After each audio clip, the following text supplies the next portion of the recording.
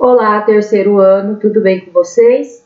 Hoje, quinta-feira, dia 4 do mês de novembro, nós vamos dar continuidade na nossa apostila de português na página 70, Estudo da língua, elementos da narrativa.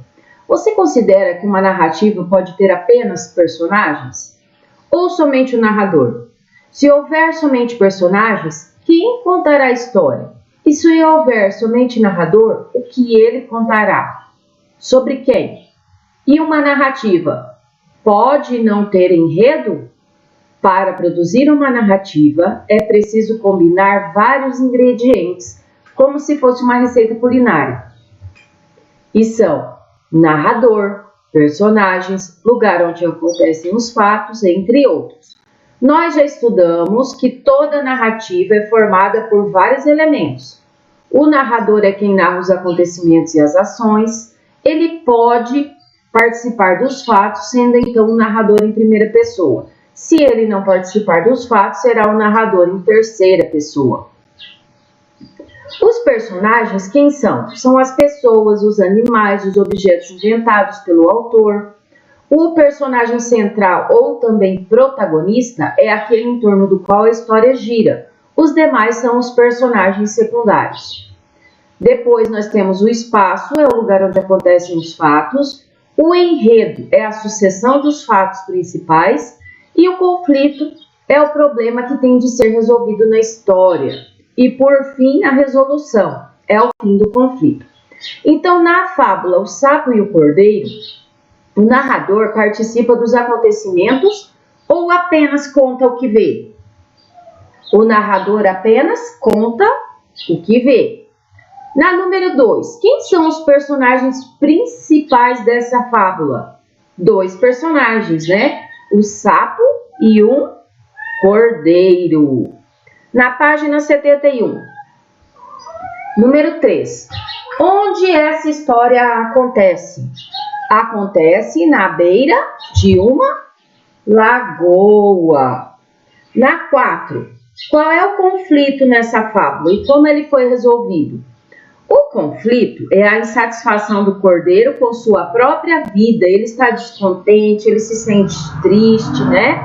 Mas como que esse conflito foi resolvido? Ele foi resolvido quando o sapo trouxe uma ovelha alegre para se casar com o cordeiro. Número 5. O sapo e o cordeiro estabelecem diálogos na fala. Releia estes trechos. Discurso direto. A fala do personagem é reproduzida com as palavras e a entonação usadas por ele. Discurso indireto. O narrador conta com suas próprias palavras o que o personagem disse. Então, direto, a fala do personagem é reproduzida. E o indireto é quando o narrador conta com suas próprias palavras o que o personagem está falando.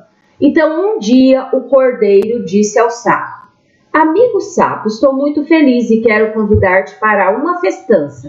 Nesse trecho, o discurso é direto ou indireto? Ele é direto, né? Porque o próprio cordeiro disse ao sapo. E o verbo de dizer, qual que era aqui? Disse. Um dia o cordeiro disse ao sapo. Esse é o verbo de dizer, disse. Segundo, ora, amigo cordeiro, e as tristezas onde estão? Perguntou o sapo sorrindo. Circule o verbo de dizer. O sinal de pontuação no final da fala do sapo indica que ele usou qual tom? Então, vejam só, qual que é o verbo de dizer que está presente nessa frase?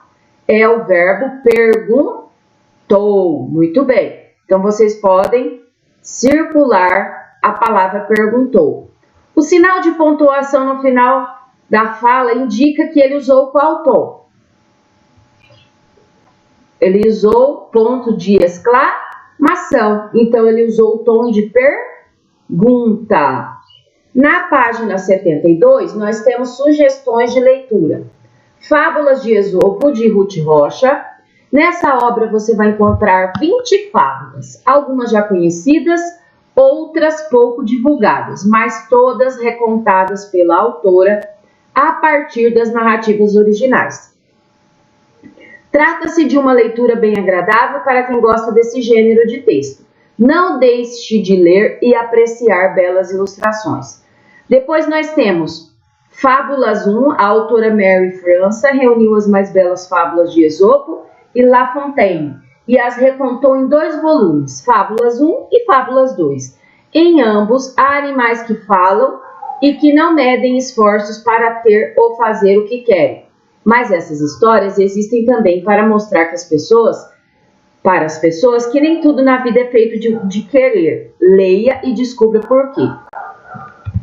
Depois nós temos de Monteiro Lobato, Fábulas, diversas fábulas recontadas e comentadas pelos personagens do Sítio do Pica-Pau Amarelo. Monteiro Lobato foi um dos maiores escritores brasileiros. Seus personagens ganharam vida além dos livros, em filmes, séries e canções. Leia e descubra o que tanto encanta os leitores. Depois nós temos tradução de Ana Sofia Maris e Tatiana Maris, Lev Tolstói, Fábulas, né? Então, Lev Tolstói é considerado um dos maiores escritores do mundo. Nessa obra, ele nos presenteia com fábulas, em que personagens principais são sempre animais ou plantas. Vale muito a pena ler e apreciar as ilustrações. Elas são incríveis. Ao final do livro, há uma pequena biografia do autor. Leia e conheça um pouco mais sobre ele. Outra obra de Lev Tolstói, Histórias de Bichos, mais uma indicação do autor Tolstói. Aqui temos a excelente tradução de 7 contos com narradores apresentando as fragilidades do homem diante da natureza. São narrativas muito bem traduzidas. Leia e conheça mais essa obra. Na próxima página, nós temos uma produção oral, né? Que é o reconto. O que é a produção oral? É você recontar a fábula do cordeiro e do sapo e do cordeiro, tá? Depois, na página 75, nós temos um trecho da fábula. O batraque pensava num modo de ajudar o amigo. Na tarde seguinte, quando foi beber água, o cordeiro não encontrou o sapo. Se a vida já era difícil para ele, ficou ainda mais sem a boa conversa da tarde. Assim, passaram-se 7 dias, certo? O sapo avisou o cordeiro que ia viajar. Que trecho indica isso? Ele não avisou, né? O trecho que indica isso é quando diz assim: na tarde seguinte, quando foi beber água, o cordeiro não encontrou o sapo. Muito bem. Letra B. Como o cordeiro se sentiu na ausência do sapo? O cordeiro se sentiu ainda mais triste que antes com a ausência do sapo. Número 2. Copie o parágrafo em que o cordeiro se compara com o sapo e julga que este é mais feliz que ele. Então, quando o cordeiro diz: amigo sapo, tu és livre, pode estar na água ou na terra, no mato ou na pedra, és mais ágil que eu. Como cordeiro, sou por natureza de rebanho e só posso conhecer onde a grama cresce. Na página 76, assinale o trecho em que a fala do sapo foi passada para o discurso indireto. Um dia o cordeiro disse ao sapo: amigo sapo, estou muito feliz e quero convidar-te para uma festança. Um dia o cordeiro disse ao sapo: estou muito feliz e quero convidar-te para uma festança. Ou um dia o cordeiro disse ao sapo que estava muito feliz e queria convidá-lo para uma festança. Segunda opção, né? Aqui está um discurso indireto. Número 4. Passe as frases a seguir narradas em primeira pessoa para a terceira pessoa. Veja o exemplo. Narrador em primeira pessoa. Quando vi a ovelha se aproximando, ao olhar para ela, fiquei mais alegre. Em terceira, quando ele viu a ovelha se aproximar, ao olhar para ela, ficou mais alegre. Então, nós vamos passar as frases para a terceira pessoa, como essa aqui. Então, letra A. Saí correndo, mal pude ver o que tinha à minha volta. saiu correndo, porque foi ele que saiu correndo, não fui eu, né? Aqui sou eu saí correndo. Então, aqui, saiu correndo, mal pôde ver o que tinha à sua volta. Na letra B, venha para cá, esse lugar é muito perigoso. Como que nós podemos transformar essa frase em terceira pessoa?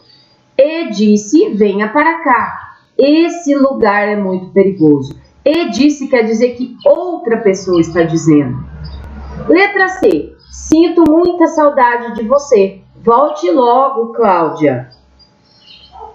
E falou para a Cláudia que sentia muita saudade dela e que ela voltasse logo.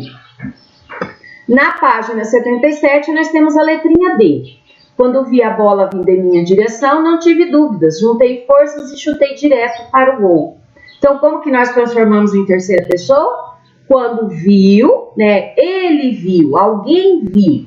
Quando viu a bola vindo em sua direção, não teve dúvidas. Juntou forças e chutou-a direto para o gol. Então, assim, nós transformamos a frase em narrador em terceira pessoa, certo? Essa próxima fábula, nós estaremos lendo na aula seguinte, ok? Muito bem, então.